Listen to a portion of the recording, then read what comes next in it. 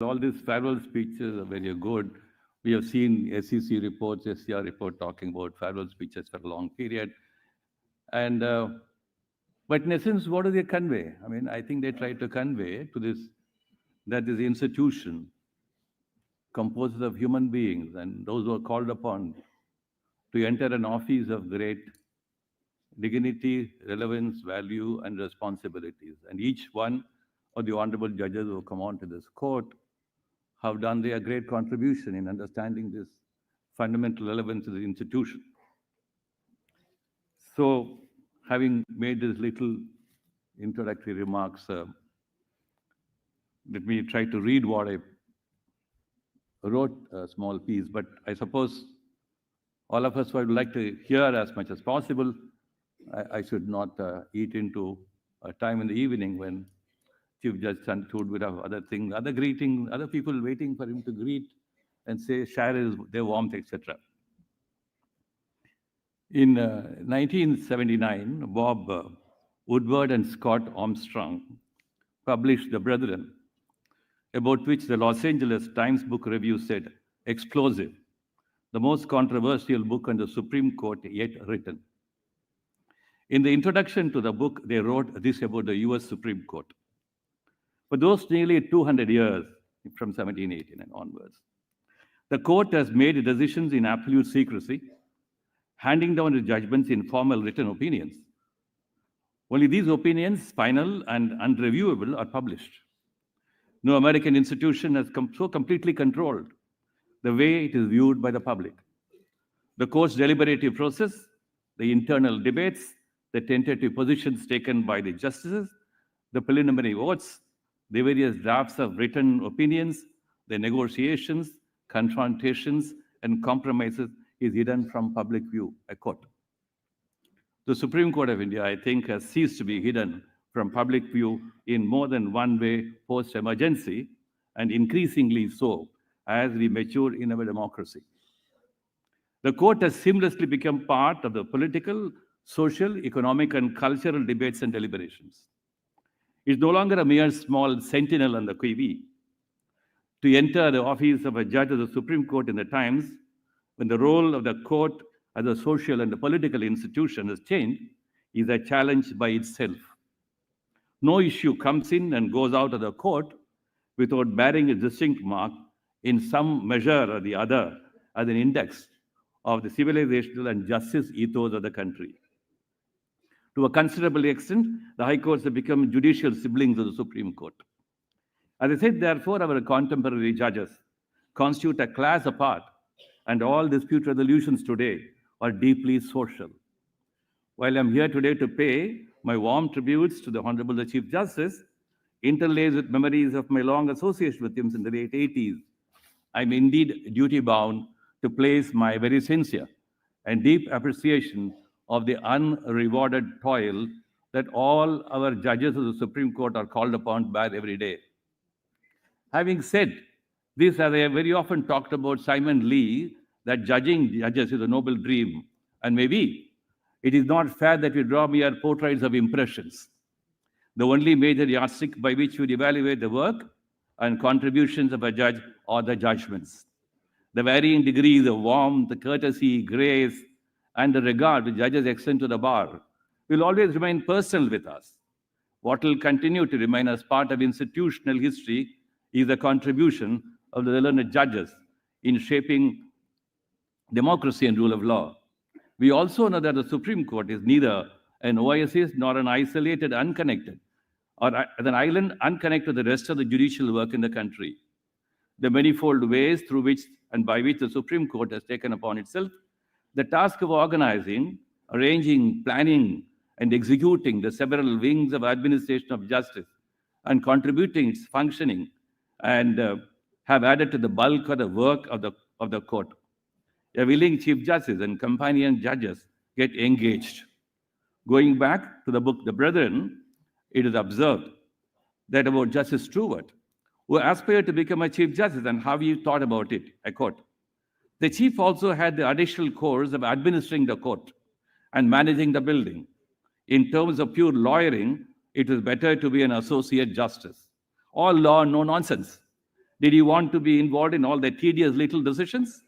To oversee committees and groups like the Judicial Conference, which was the board of directors, or the federal judiciary and the judges' lobby? No, he concluded. He did not want to be bothered. If he got a job of a chief, he would rarely see his family and even less time to relax. On a deeper level, there were big pluses on a superficial level. On a deeper level, there were not so many. Less law, more bureaucracy, unquote. So it is that we are looking at a Chief Justice who understood the role of both of a judge and that of a Chief Justice as including both law, good deal of law, and bureaucracy, good deal of it, but in a way that blended, that is relevant to the contemporary Indian needs. Before I place my observations on the large number of judicial pronouncements, which have become an indelible part and organic part of our constitutional jurisprudence, I think I would have done less in the farewell speech if I did not talk about the intricate connection with the Chief Justice brought between the adorable value systems as a human being and the complex task to be performed as a judge of this court. Let me look at some of the rare small things the Chief Justice did by humanizing matters relating to the court. For instance, the Supreme Court rules substituting the word Jamadar with supervisor, granting the necessary allowances of female law clerks to work from home, treating the experience of the judicial law clerks as periods spent in the profession for the purpose of the AOR examination, adding a little warmth to the environment of the court by enabling specially able persons to manage a restaurant, ensuring expansive creche facilities within the premises of the Supreme Court, and providing for the health care of the employees in the legal fraternity within the premises of the Supreme Court, and many such small acts of warmth, grace, and understanding will remain as part of the legal fraternity's diaries and in the memory of the staff of the court, for whom all these little measures meant hugely. And what to say of the Museum of the Court in its modern technology avatar, located in the previous judge's library space.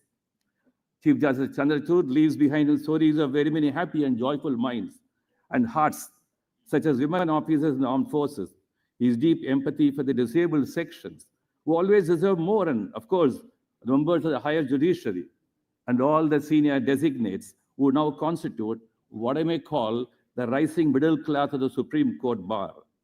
There is always a room and space for equality expansion. All of us know that besides the testing times of COVID and the call of lockdown, etc., coupled with the technological revolutions happening all around the world, the need to convert the court into a modern institution where ease of work for all concerned as partners in effective justice delivery was irresistible. Chief Justice Chandrachud, ably aided by his colleagues in the court, has opened up a new chapter in the history of the Supreme Court by converting the court into a full-fledged technology court. While there are many more things to be done and achieved in this regard, we must unhesitatingly record our deep sense of appreciation of the relentless and single-minded pursuit of the task of converting the court into an e-court of many faces by Chief Justice.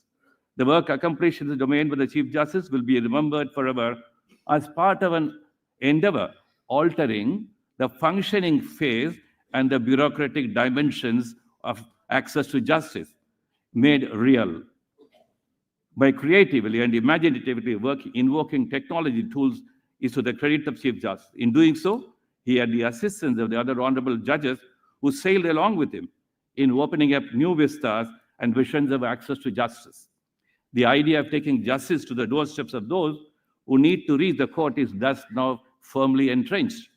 We'll also remember how very gently but firmly, and so in his very own characteristic persuasive way, the Chief Justice endeavored to bring about a change in the attitudes of the members of the legal fraternity in becoming techno-friendly and moving away from the mass and pile of paper books. I hope very soon both the corridors of the court and the courtrooms will look more modern by being paperless. We will not say that the Chandrachud era with all his companion judges will take the credit for this transition.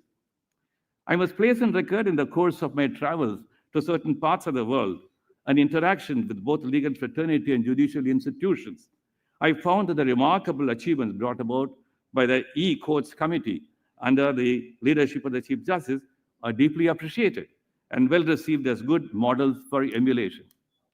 In one of the farewell speeches, I referred to the American tradition of calling certain eras of the US Supreme Court as the Warren Court or the Burger Court. These were from political and ideological angles. The expression government by judiciary had thus become a popular way of debating US Supreme Court. There is also some debate in political discourse on failures of democracy. The essential functions of politics in democracy is to reconcile inconsistent interests and opinions. And the shifting of authority from the legislature to the courts, even subtly, imperils the capacity of the political process to facilitate compromises between groups of citizens and policy choices. The political process may be characterized by opacity or inadequacy, but even though its results may be intellectually impure, they have to be defended within constitutional limits. I think the Chief Justice comprehended it very clearly. Many of us have gathered perspectives and insights of great relevance towards enriching rule of law and balancing of powers by being engaged in the Chandrachud court. I digress into the above subject only to come back to making the observation that the series of judicial opinions rendered by the bench of Chief Justice, prominently known as the privacy judgment, including the recent judgments expounding cooperative federalism, which call for creative discerning of ideas immanent in the Constitution, makes one think about the next generation of the Supreme Court's engagement in strengthening and enhancing both fundamental rights and functional democracy. In this sense, perhaps, we have just passed through a D.Y. Chandrachud era. While I say this, I am not making any hagiographical statement. I'm also alive to the fact that social media has turned into a relay race of decibel heights and sometimes hollow shells. There are classes of those who are cocksure about everything and believe in their infallible wisdom, and there are others whose tones are condescending. Being slow-witted, I do not belong to either of this class. I wish to be an objective student of the constitutional history of this institution, and it's only from this point of view that I look at the jurisprudential evolution that has happened in the past 1 decade, sharpened out and out into swifter motions in a swifter years after the COVID. The Chief Justice has thus become a cadet during this period and a remarkable cadet. All of us would like to admire the literary flourish of judgments. We have often heard discussions about the judgments of Justice Krishnaiyer and his remarkable use of language to artfully convey a new generation of ideas. Chief Justice Chandrachud too took to writing the judgment with an elan very special to him. It is indeed a pleasure to read his judgment with a new style of book writing brought into judgment writing. The innermost strivings of the human mind, and more particularly when called upon to bear and discharge responsible social tasks beyond a transient value or special and distinct to each and every one of us. The urge to do as much and achieve as much is nothing wrong when the Chief Justice desires to do so. I suppose all of us in positions of power, authority, and influence need to have these urges in order that our collective contributions to recollect Gandhiji's words, whenever you are in doubt or when the self becomes too small with too much with you, apply the following test. Recall the face of the poorest and the weakest man, woman whom you have seen, and ask yourself if the step you contemplate is going to be of any use to him or her. I conclude by saying that the Chief Justice kept this talisman in his mind in all his thoughts and deeds. Let us wish him a great and rewarding life ahead. Maybe I can request him to turn into a poet, or like Purandara Dasa's great script, new Sufi generation renderings. Others will wish him other ways. We are going to miss you, all embracing personality and the warmth that you spend.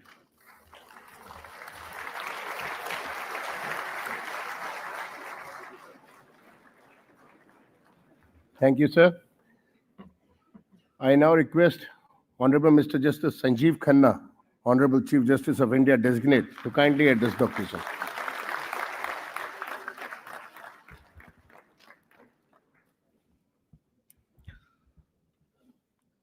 Dr. Justice D.Y. Chandrachud, the Chief Justice of India, my sister and brother judges, Mr. R. Venkataramani, Attorney General of India, Mr. Kapil Sibal, President, Supreme Court Bar Association, Ms. Rachna Srivastava, Vice President, Mr.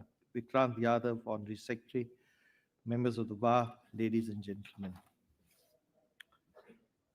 When a towering tree in the forest of justice steps back, the birds pause their song, the winds moves differently, other trees shift and adjust to fill the void.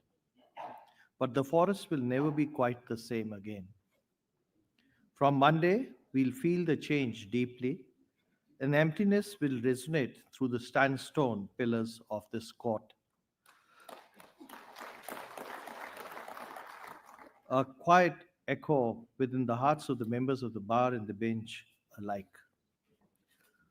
The words, how we truly use the words to summarize contribution of a personality like the chief. Just yesterday at the Scora farewell, I described three extraordinary characteristics of Dr. Justice D.Y. Chandrachud persona. First, I said he's a scholar as much as a jurist who seamlessly juggles between monumental judgments, all at the same time embodies calm and composed demeanor, both in the court and in life. 38 constitutional bench judgments, including two just pronounced today. This is a record which will remain unbroken. Another feat that will be difficult to emulate is our chief's ability to address audiences on diverse subjects.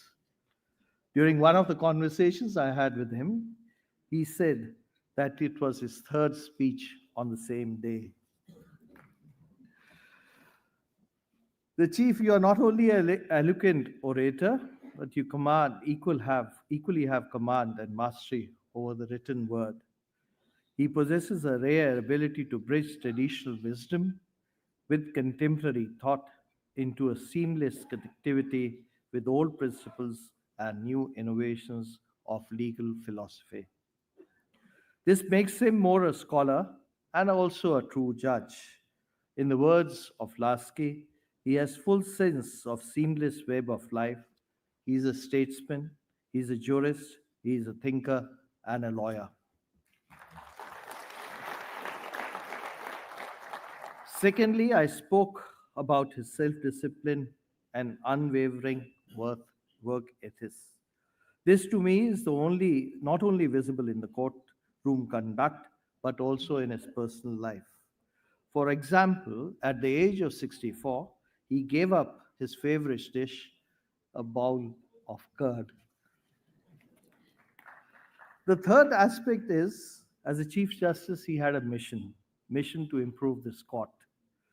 Under his leadership, several critical institutional developments took flight, from construction of a new chambers to Supreme Court building to establishment of a dedicated war room and staff welfare activities.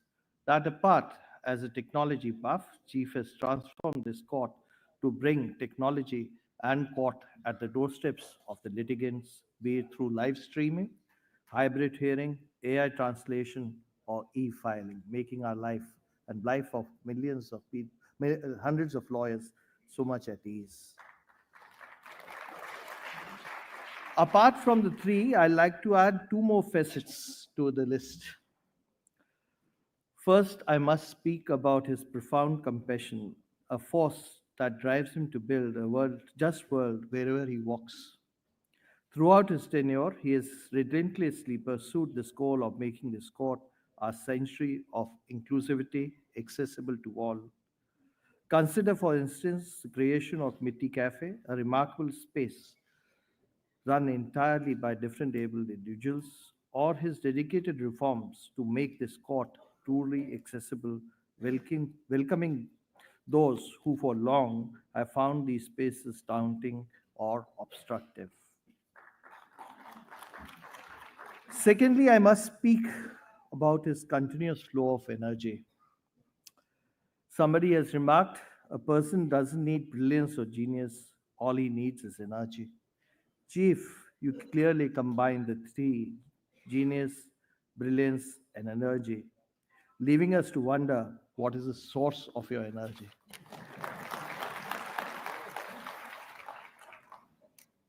Turning to the personal note, I had never met the chief before I came to this court, or maybe I had met him but never spoken to him. It took us time, but then gradually we gelled with each other. We have discussed, dealt with several issues and problems, but never once did we leave the room feeling that there is a little disquiet or difference. We had our opinions, but nevertheless, we found ways and means to deal with them. As the chief prepares to demit the office soon, there'll be undoubtedly a vacuum both in the institution and for someone who had worked and lived with such dedication. Of course, the chief will be missed by us. We'll miss your presence physically, but you'll always be felt. You'll be amongst us as one of us. Behind the brilliant persona of the chief also stands his devoted family, who can now enjoy greater pleasures that he patiently awaits his presence. Luxury morning walks, time to spend with the book without looking at the clock, unhurried conversations. I'm aware that Kalpana Das, children Abhinav, Chintal, the daughters Mahi and Priyanka, sister Nirmal Kulkarni, brother-in-law Dilip Kulkarni, sister-in-law Chitra Das, have been a quiet force behind him. They must be looking forward to the new journey we'll have with him.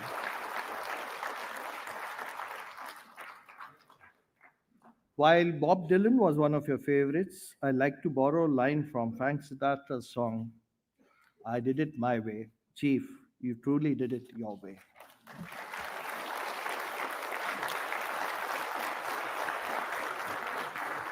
Thank you, Manan.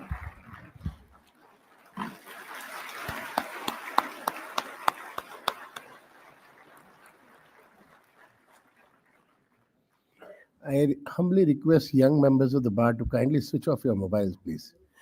Now I request Honorable Dr. D.Y. Chandrachud, Honorable the Chief Justice of India, to kindly address the August gathering.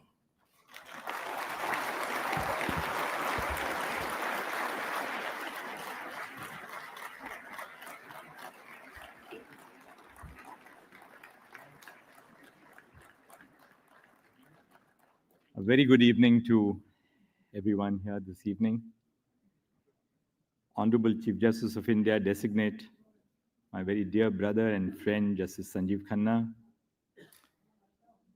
distinguished sister and brother judges of the Supreme Court, Mr. R. Venkatramani, the Learned Attorney General for India, Mr. Tushar Mehta, the Solicitor General, Mr. Kapil Sibal, the President of the Supreme Court Bar Association, Ms. Rachna Srivastav, Vice President of SCBA, Vikrant Yadav, the Secretary, and all the office bearers of SCBA, and of course, Skora, Vipin Nair, Amit Sharma, Nikhil Jain, and all the other members, the members of the registry, all the senior and junior lawyers who've come in such large numbers that you have truly left me humbled, my own family. But last not the least, all the former judges, both of the Supreme Court, I can see Indiradi in the audience, of the Allahabad High Court who have come here. My dear friend Pradeep Baghel is here in the audience. Thank you so much for such a great honor. What more can I expect from life?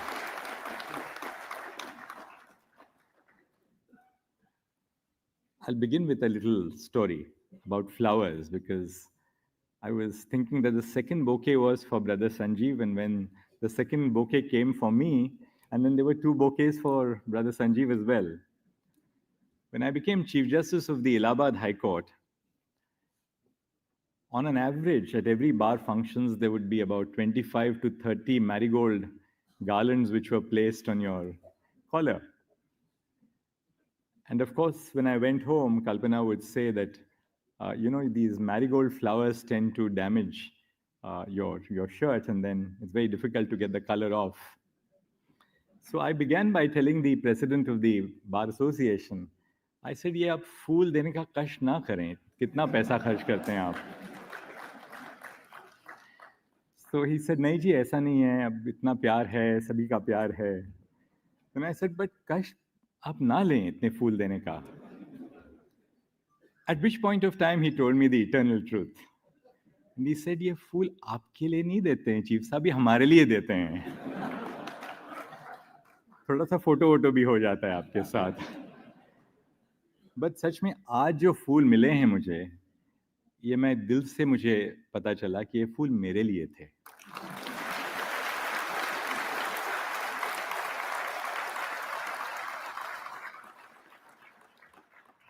क्योंकि दिल की बातें जो छुपाई नहीं जा सकती. Well, it's a moment today of Thanksgiving. It's a little bit of time for looking back in time. But before that, I would like to thank from the bottom of my heart the Supreme Court Bar Association for organizing this event and for all the beautiful words which have been said by each one of the speakers who preceded me. Brother Sanjeev Khanna, I mean, I'm really touched to the core by what you've said. Thank you so much, Rachna. Thank you, Kapilji, for these beautiful words in the poem. Thank you so much, AG. And thank you, really, all of you, for giving me this great honor together with my family. I don't want to be very long, but it's obviously a time when I must acknowledge those who have played a very critical role in my life, and who more, or who better, to begin with than my own mother. I was a sick child. I was prone to falling sick. My mother must have spent night after night keeping awake to ensure that I get well. And I still remember a little saying or a shloka, whatever you can call it, that she would say, which I was thinking of over the last few days. I must have heard her innumerable times saying, Aushadhi Janvi Toyam Vaidyo Narayano Hari, which meant that Aushad, medicine, is like the Ganges, and Vaidyo Narayano Hari, the doctor, is in the position of Narayan. I never knew what the meaning of that phrase was. I never did. All that I knew was that it was accompanied by the bitter medicine which went into my mouth. She told me when I was born, I was growing up, that I've named you Dhananjay, but the dhan in your Dhananjay is not material wealth. I want you to acquire knowledge. Like most Maharashtrian women, she was very powerful. Ours was a woman-dominated house. My mother dominated everything at home. And I think women from Oriya are in the same pattern. So my lovely spouse, Kalpana, calls all the shots at home, but never messes around with the judgments. We had a household help when I was young. Her name was Bhimabai Bhanu Ghamat. She came from rural Maharashtra, coastal Maharashtra. She was engaged because my mother had contracted typhoid, and she was engaged to be with my mother to give a nursing care for her. And when I was born, I was a late-born child, but not fondled. I was disciplined, but not overly disciplined. I was allowed to live my own childhood without really compelling me to live the dream of my parents. They never tried to live their dreams through me. But Bhimabai Bhanu Ghamat was completely illiterate. In fact, she learned how to write her name when she joined our family, our household. I was so sick, but she really nurtured me. And she taught me so much about life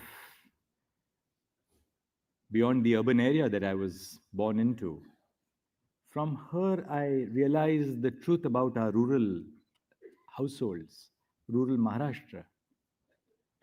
Most importantly, she made sure that though my father had become a judge just about a year after I was born, that I associated with people, with young friends who belonged to the margins of our society. My best friend always wore 2 pairs of shorts. And the reason why he wore 2 pairs of shorts was not because he had too many, but because he wanted to hide the holes in his shorts. Years later, I read a judgment of the Supreme Court. Actually, it was penned by my father about this person who was sentenced to death. And everybody who gave evidence in that case said that he was such a despicable man. He didn't even have, he would wear shorts with many holes. But I remembered that story when I was reading that judgment. In so many which ways, it reflected the true character of India, at least when I was growing up. But I learned so much from her, and there's rarely a day of my life when I think both my sister and I don't remember her. I'll say just a few words about my father, who was a mentor, a good friend, a dear friend to me.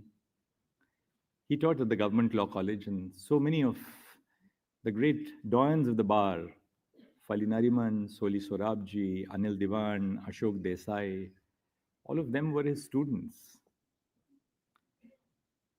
He was very disciplined, but he didn't discipline us as children. He thought that we should learn the ideals of discipline looking at the way he led a disciplined life. 2 things which I'd like to share with you, otherwise I can go on forever about a parent, as all of us can.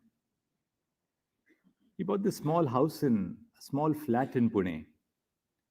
And I asked him, why on earth are you buying a flat in Pune? When are you going to go and stay there? He told me one thing. He said, I know I'm never going to stay there. But he said, I'm not sure how long I will be with you. But do one thing. Keep this flat until the last day of your tenure as a judge. And I said, why is that? So he says, if you feel that your moral integrity or your intellectual integrity is ever compromised, I want you to know that you have a roof over your head. Never allow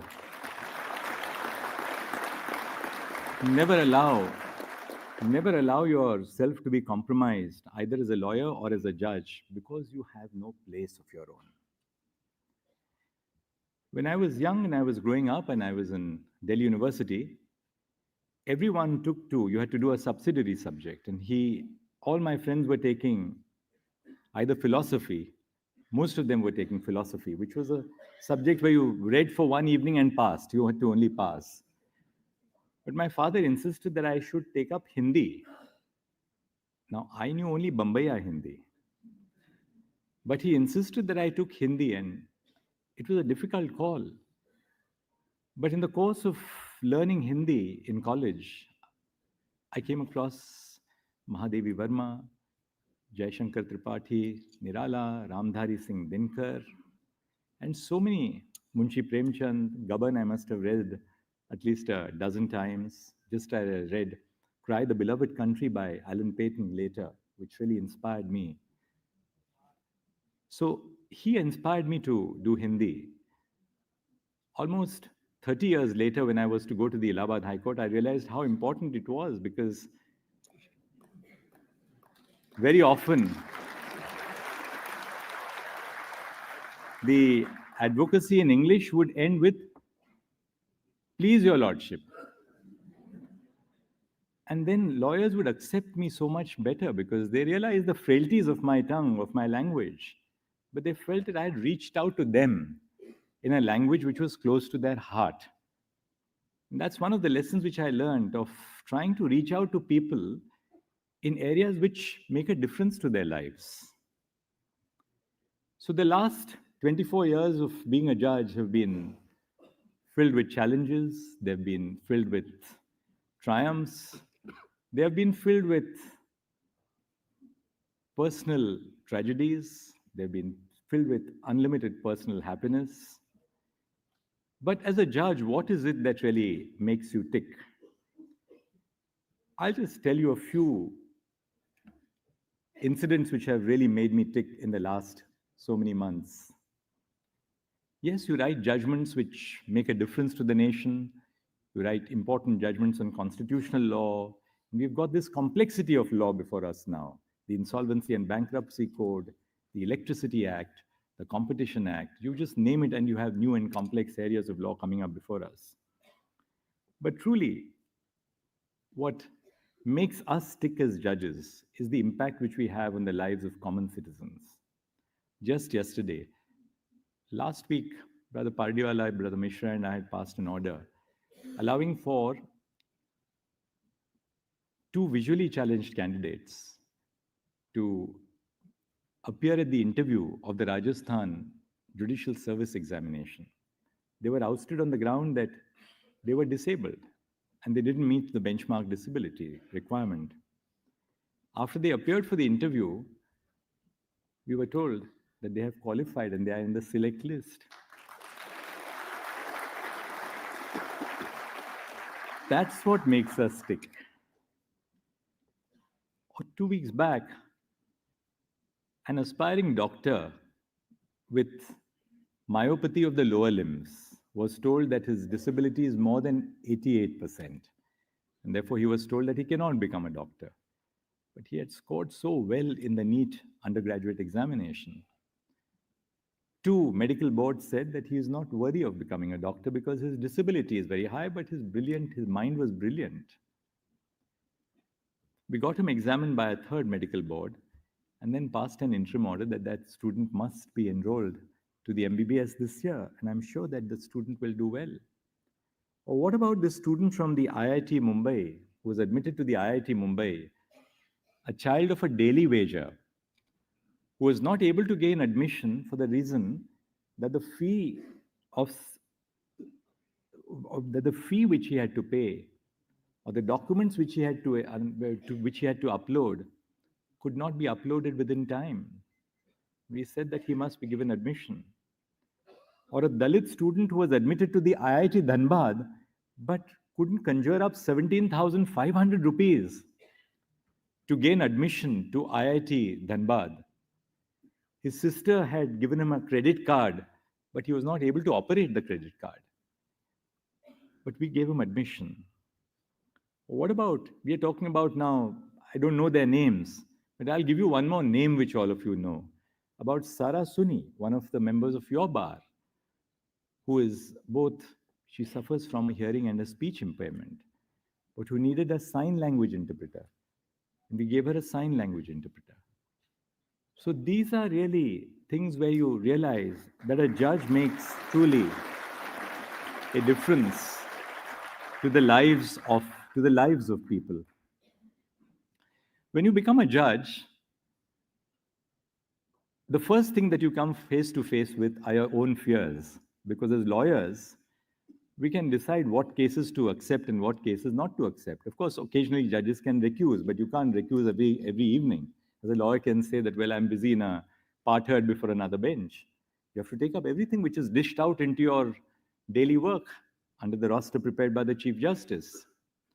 And I was confronted with my own fears because I was predominantly a public lawyer, a public law lawyer. And then suddenly I was catapulted into a situation where my first sitting after 11 years as a judge on the division bench was to head the tax bench. I'd done a little bit of tax work when I was Additional Solicitor General of India between 1998 and 2000. But there I was trying to confront my own fears. How am I going to handle a tax bench, learning how to head a division bench for the first time? Or to head the commercial court, we didn't have commercial courts, but these were what we call the motions court. I had no clue about how to deal with commercial work.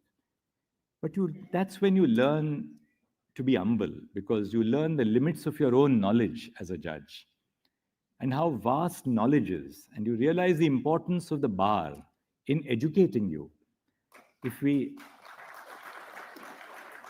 just step back and allow a little bit more time to the member of the bar who's arguing before you, you realize the importance of being patient, because you realize the limits of your own knowledge and the enrichment which you receive as a judge by just allowing different people speak. It may appear to be utterly irrelevant, but in that irrelevance, sometimes you realize that there is some human story which is unfolding before you. As Chief Justice of the Bombay High Court, I learned a great deal from judges from the service judiciary, from the district judiciary who came to the High Court. You know, there is a divide in the High Courts between bar judges and service judges. The bar judges are always regarded as, you know, a cut above everybody else. They go on foreign holidays, which district judges who have come to the High Court cannot do. They have the kind of apparel which district judges do not wear. But I learned from my colleagues who are drawn from the district judiciary what a wealth of experience they had about the law actually in motion, because they had come face to face. They had come face to face with trial actions. They had an understanding about witnesses. They had understanding about what our society is about. Because as you go higher and higher into the judiciary, you become separated from and isolated from the real strata of society for whom you are intended to do justice. And I learned so much from, you know, our colleagues who are drawn from the district judiciary. Many of them worked as registrar vigilance or registrar legal or in different wings of the High Court and then came to the High Court. And to them, I have a great debt of gratitude. As Chief Justice of the Allahabad High Court, when I was appointed to the Allahabad High Court, before I was appointed, I was congratulated because I was told that I was becoming Chief Justice of the Delhi High Court. But then this was just my beginning of my insight into the working of the collegium. For some reason, that Delhi High Court appointment never came through, for good or bad or indifferent reasons. Then I was told I was going as Chief Justice to the Madhya Pradesh High Court. And I was delighted because I told Kalpana that we'll be able to travel and see some of the good sites in Madhya Pradesh, and our relatives will be able to see a lot of Madhya Pradesh. But that didn't come true. So we were traveling one evening from our home for an evening out in Mumbai when I got the call from Justice R.M. Lodha, and he said, "We are sending you to Allahabad High Court as a Chief Justice." And when I told my wife that I'm going to the Allahabad High Court as a Chief Justice, there was a long silence in the rest of the journey. We ate our meal in absolute silence. But then I came back home and wrote a letter to the Chief Justice of India saying that I am accepting this appointment and I'll be delighted to go to the Allahabad High Court. But that experience in Allahabad changed me forever. It changed my life forever.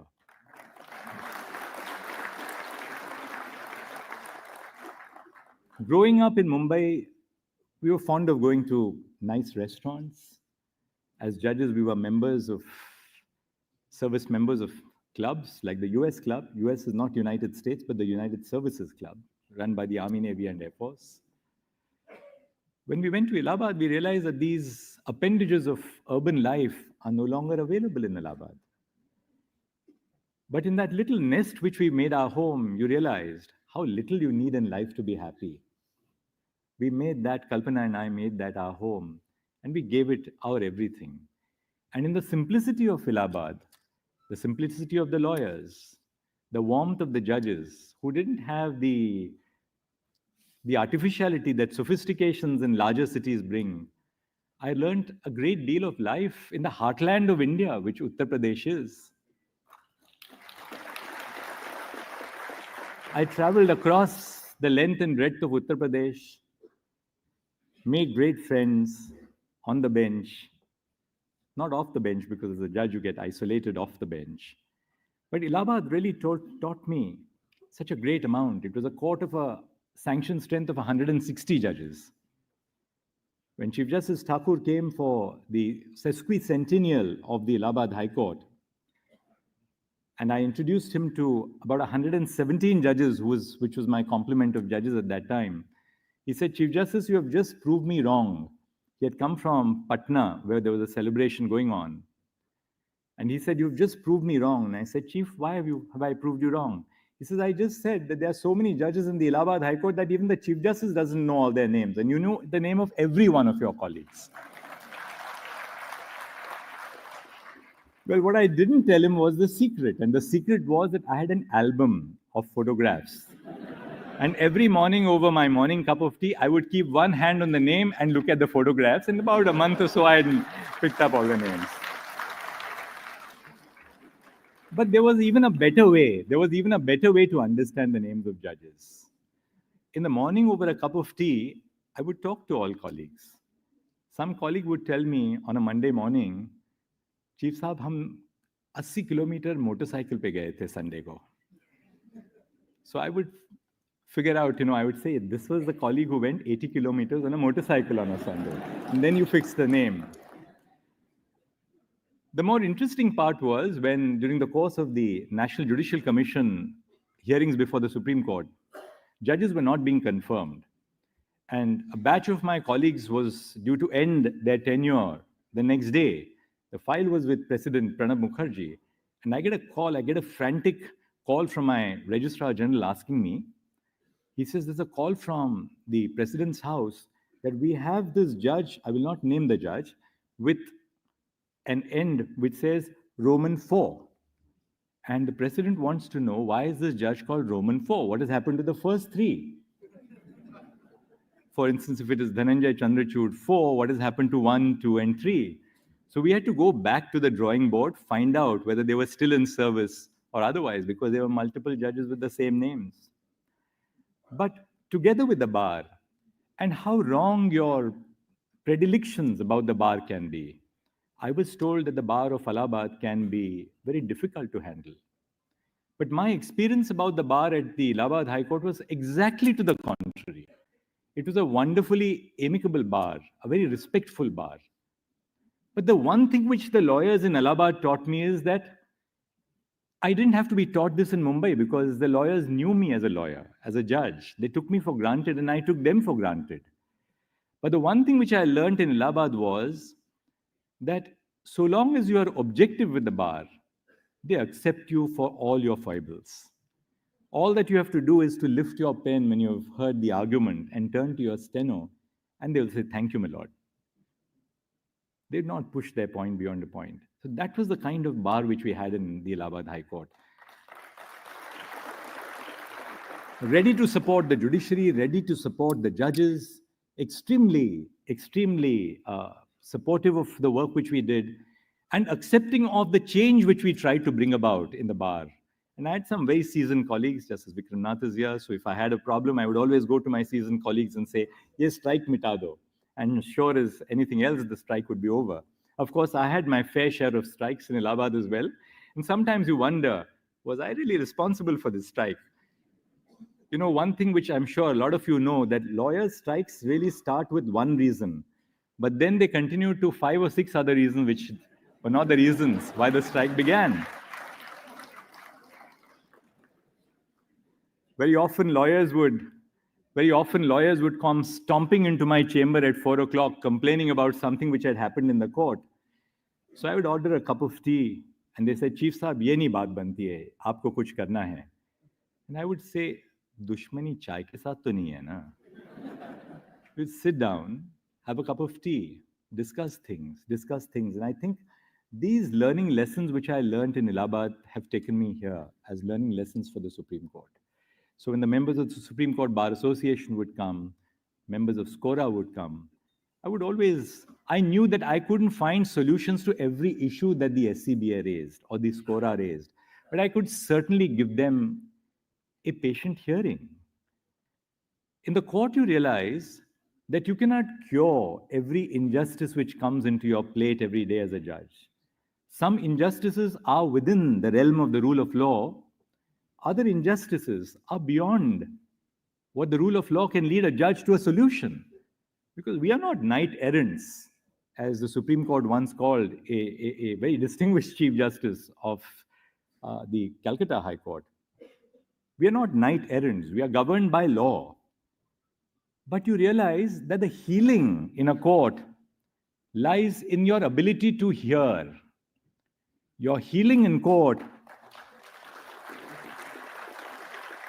does not lie in your ability to grant relief. Lawyers know where the balance of a matter lies. Most lawyers accept that this is a difficult case. If they succeed, they're happy because probably, the judge blinked a little bit or hadn't read the brief as well as the judge should have. But these are some of the learning lessons of life which I have learned. But there's so much that we have learned from the bar. As a young lawyer, I began my practice in the Supreme Court, but then I went back to Mumbai. It was difficult going from the Supreme Court to Mumbai because in the Supreme Court you heard some of the most seminal constitutional cases every afternoon on a Tuesday, Wednesday, and Thursday. When I went to Mumbai, my first brief was to mention a case before Justice Sujata Manohar. I asked the solicitor who had given me the brief on how much are you supposed to mark for mentioning a case before the judge. So he said, you mark, it's your first docket. So I said, but tell me, how much do I mark for this docket? He says, well, normally you mark 5 guineas for mentioning a matter, but since this is your first brief, I'll give you 6 guineas. Now, 5 guineas means 15 times 5, which is 75 rupees. I was allowed to mark 96 rupees, which I never really got. The Supreme Court was a completely different ballgame. I remember sitting in the court in the afternoons, hearing brilliance, absolute brilliance, whether it was Fali Nariman, Soli Sorabji. I remember Attorney General K. Parasaran arguing for 2 hours in the afternoon with nothing but the bare text of the Constitution in his hand. He was arguing an issue of legislative competence in the 7th schedule. Absolutely not a scrap of paper, no case, no precedent, just sheer brilliance on the bare text of the Constitution. And that's where we learned, whether it was Mr. R.K. Garg, the redoubtable R.K. Garg. Unfortunately, we lost to an accident. He argued the bearer bonds case, whether it was Ashok Desai, Anil Diwan, my own senior, Mr. Tempton Andhyarujana, who a member of the bar said was ramrod straight. For him, nothing but the pursuit of justice justified his existence. When I went to Goa with Mr. Andhyarujana would never stay in a fancy 5-star hotel like many other seniors of his ilk did. We always stayed at the very modest Mandovi across from the High Court because he felt that we are not going to charge the client overly for the appearance. But I learned a great deal of life's lessons from Tempton, as we called him. On the very first day that I entered his chamber, I said, "Good morning, sir." And Tempton looked at me and said, "There are no sirs in this chamber. You better learn to call me by my first name." So this relationship was a relationship of calling each other by our first names, but obviously a relationship of great respect, of affection, of love. So these are some of the experiences of my life which have changed me and made me the way I am. I just wanted to tell you that some of the changes we have made are in pursuance of my strong belief that sunlight is the best disinfectant. I know in so many which ways I've exposed my own personal life to public knowledge. And when you expose your own life to public knowledge, you expose yourself to criticism, particularly in today's age of social media. But so be it. My shoulders are broad enough to accept all the criticism that we have faced. The bar has responded with tremendous support in all the initiatives which we have taken. My colleagues have responded with tremendous support in all the initiatives which we have taken towards making our courts paperless. The Chief Justice can shout from the rooftops, but if the lawyers don't support the chief and the colleagues don't support the chief, nothing can happen. I found when I became a judge of the Supreme Court that this was a Chief Justice-centric court. In the High Courts, it's completely different. The High Court works through committees. The Supreme Court is a Chief Justice-centric court. The registry looks to one person, the Chief Justice. I thought that had to change. I experimented with constituting committees, and my experience was remarkable. The kind of support which I got, whether it was in terms of translation of Supreme Court English judgments into regional languages, whether it was in terms of the work of the NCMS committee on the attempt to reduce arrears, whether it was for designating senior counsel, whether it was for changing the rules or the categorization of cases. The categorization of cases had not been changed since probably 1997.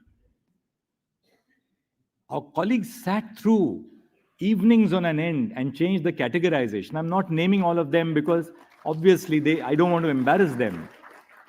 And by taking the names of some colleagues, I'll be missing out on other colleagues. But each of my colleagues has worked beyond the call of duty and accepted the work which the Chief Justice has given them. And look at what the net result today is. And with that, I'll be wrapping up. We decided to put the data of all pending cases on the public domain. All cases, whether registered or unregistered. At the time when I took over as the Chief Justice, I found that there were close to 1,500 files which had been stashed up in the cupboard of a registrar. I said, this has to change. Every case which enters the system has to be tagged with a number. Now, I'll give you some figures which will tell you the kind of work which all the colleagues in the Supreme Court have done. Between 9th of November 2022 and 1st of November 2024, 1,11,000 cases were filed. 5,33,000 cases were listed and 1,07,000 cases were disposed of. Now, you've probably read somewhere that, the pendency of the Supreme Court has gone up to 82,000 cases. I want to tell you the raw data and what the truth of the matter is. Before, as I said, 2022, cases which were defective, which were unregistered, were never put on the public domain. They were never accounted for. On 1st of January 2020, 79,500 cases were pending before the Supreme Court, including what we now call as the unregistered or the defective cases. That number on 1st of January 2022 went up to 93,000 cases. On 1st of January 2024, the number has come down to 82,000 cases. So what the 82,000 cases which are pending does not tell you is that this number includes both the registered and the unregistered cases, and the number has decreased in the course of 2 years by over 11,000 cases. But look at the kind of support which the bar has given us by the number of cases you have filed. That shows the sense of faith which you and the public have in us. In 2020, 29,000 cases were filed in the Supreme Court. In 2023, 54,000 cases were filed in the Supreme Court. In 2024, I've taken the figures as of the beginning of this month and extrapolated them to the end of the year. About 60,000 cases will be filed in the Supreme Court. So the filing has doubled in the course of 2 years before the Supreme Court, from 29 to 60,000 cases. My colleagues, 28,682 regular cases were pending in November 2022. Today, 22,000 regular cases are pending. Why? Because on Wednesdays and Thursdays, every bench of the Supreme Court has put their heads down and disposed of old cases, with your support as a bar. If you asked for adjournments, what would a judge do? But you argued those cases. 21,000 bail cases have been filed over this period of 2 years. 21,358 bail cases have been disposed of by my colleagues.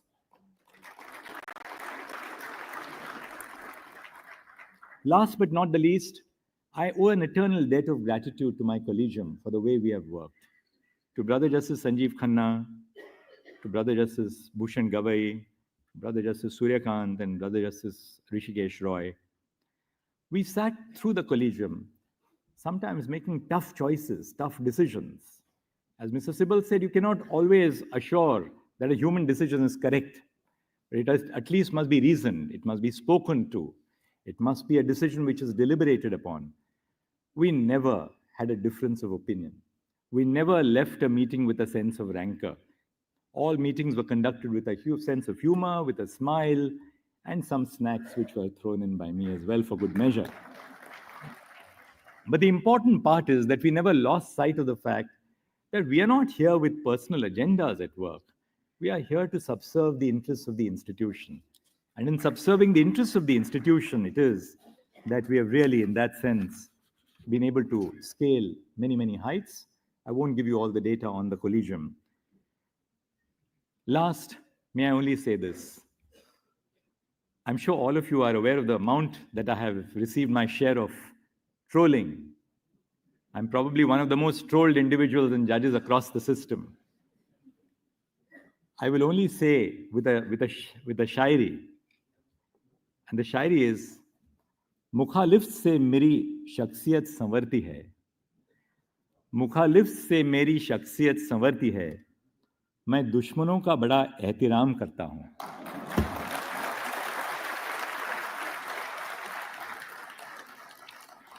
But on a lighter vein, I'm just wondering what will happen from Monday, because all those who trolled me will be rendered unemployed.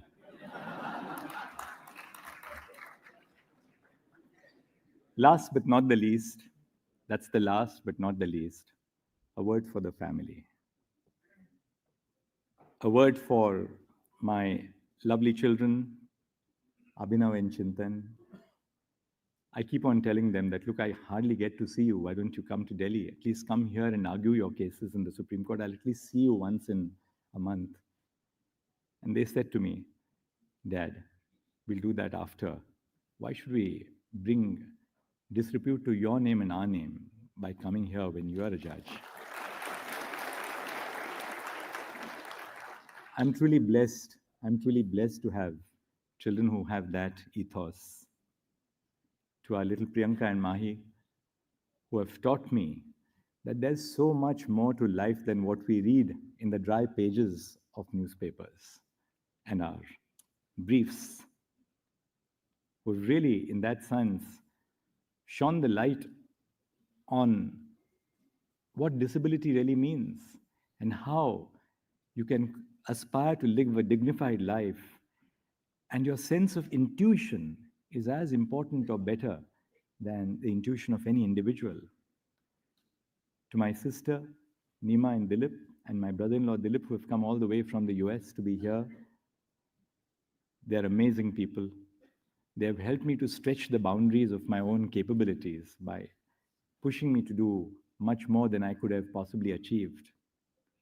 And not finally, but most importantly, my own spouse, Kalpana. She is a great friend. What can I say? A great friend, my bestest friend, a staunch supporter, a fierce protector, sometimes a critic, but I know always without a reason of bias against me in mind, but a staunch protector and great friend to me. She's a person with values. She thinks about issues and believes greatly in issues.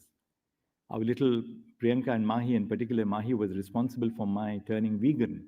Kalpana turned vegan, and then I turned vegan after her. It's a quest about leading a cruelty-free lifestyle. And Kalpana always reminds me that veganism is not just about being vegan in food, but about being vegan in lifestyle. There's so much that I learn every day from Kalpana. She has instead, in that sense, been a solid source of strength and support to me. When we got married in 2008, Kalpana had extracted one promise from me. She said that I'll not wear any jewelry except that the wedding ring that you give me. She's truly that kind of a woman of character, a woman of strength. Today, as I'm talking to you about all the memories that I've gained in the last 24 years as a judge, I suddenly feel 65 years of age today.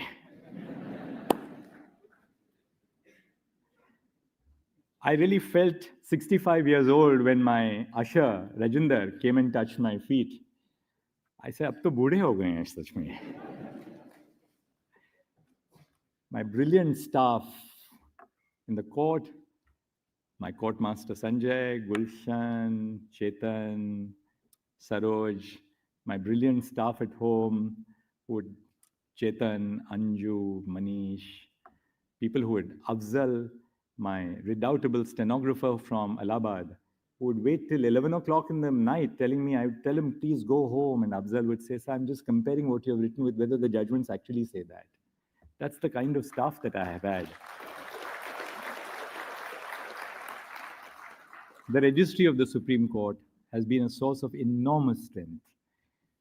I got into the registry district judges who represent the diversity of India, whether it was a person from Jharkhand, somebody from Kerala, somebody from Tamil Nadu, Maharashtra, Madhya Pradesh, Himachal Pradesh, Punjab and Haryana, Assam, Orissa. You just name the state and we gave that registry a sense of diversity in terms of inclusion as well. And I've learned so much from my registrars in the Supreme Court. They have worked beyond the call of duty. As the famous quote goes, when our memories outweigh our dreams, we have grown old. I hope I continue dreaming about the smaller things in life from now.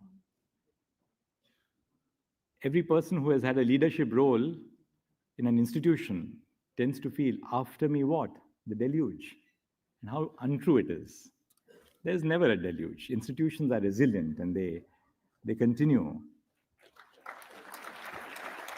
But I leave the institution of the Supreme Court in the confidence and the steadfast confidence, after having worked with Brother Sanjeev for such a long time, that this court is in solid, stable, and erudite hands of a very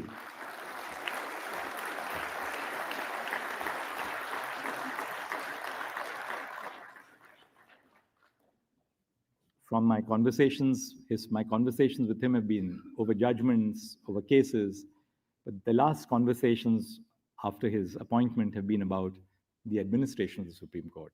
And sharing his ideas with me and learning about his ideas, I know that the Supreme Court has a bright future ahead. And for all my colleagues on the bench who have given me unstinted support and affection, thank you very much. I said in the court this afternoon that if I've hurt anybody, I can only say, Michhami Dukadam. Thank you.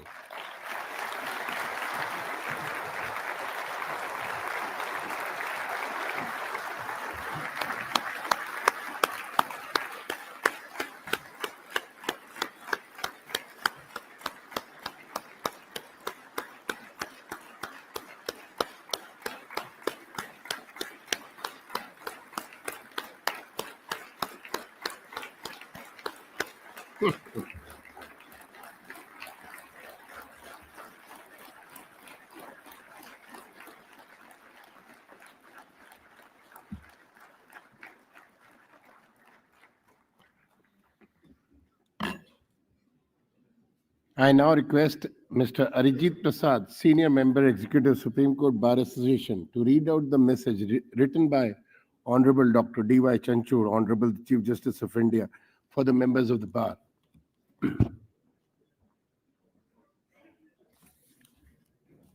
Namaskar, distinguished guests, friends and colleagues. It's my privilege and honor to read out the message of His Lordships, the Honorable the Chief Justice. I quote, "The institution of courts belongs to the litigants and the bar. The judges, only momentarily holders of trust when they come to this institution. The bar is the conscience keeper of the court. The quality and success of the bar translates to the success of the courts as an institution. There are no words which measure up to the invaluable contribution that the bar has made in ensuring that the Supreme Court of India is the most powerful constitution court all over the world. May the majesty of the bar and consequently the court increase with successive generation of virtuous, hardworking, and dedicated members of the bar." Unquote. I assure His Lordships, with his rich legacy and inspiration, the members of the bar would strive to uphold his expectations and uphold the majesty of the Constitution and the institution. Thank you. Thank you, sir. I now request Mr. Kapil Sibal, President of Supreme Court Bar Association, to present his poem just recited to Honorable Dr. D.Y. Chandrachud, Honorable the Chief Justice of India.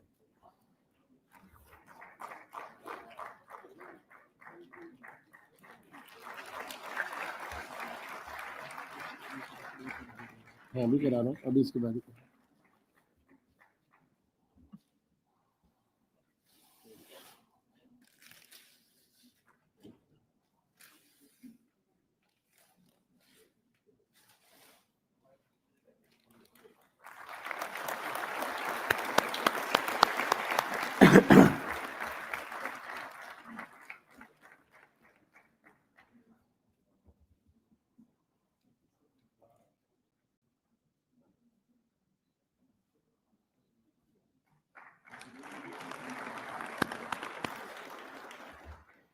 Mr. R. Venkatramani, Learned Attorney General for India, wishes to present a memento to Honorable Dr. D.Y. Chandrachud, Honorable Chief Justice of India.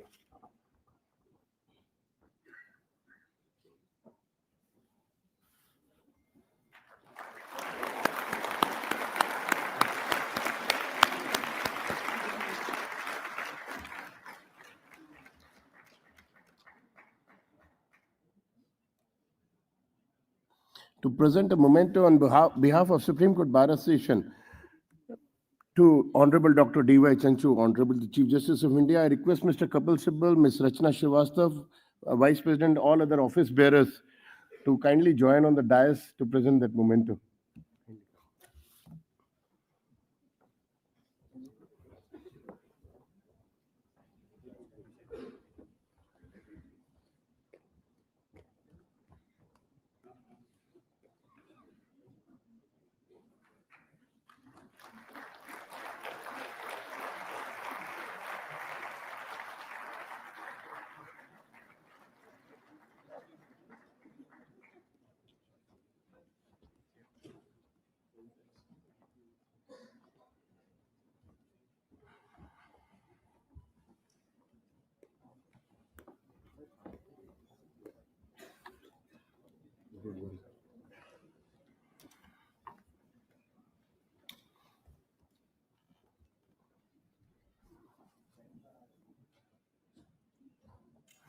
I request Mr. Anand Sanjay M. Nulli, Senior Member Executive, to kindly give the vote of thanks.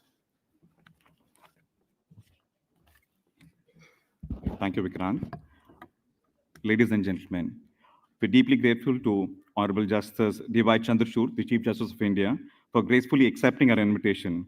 Your leadership, wisdom, and unwavering commitment to the legal profession have been a guiding light to all of us. We are immensely grateful for your presence this evening. We are equally privileged to have Madam Kalpana Das, the wife of Chief Justice of India, his two sons, Abhinav Chandrachud and Chintan Chandrachud, and his two daughters, Priyanka and Mahi, along with the other family members whose support and understanding have been instrumental in the remarkable journey of the Chief Justice. We are thankful to all of them.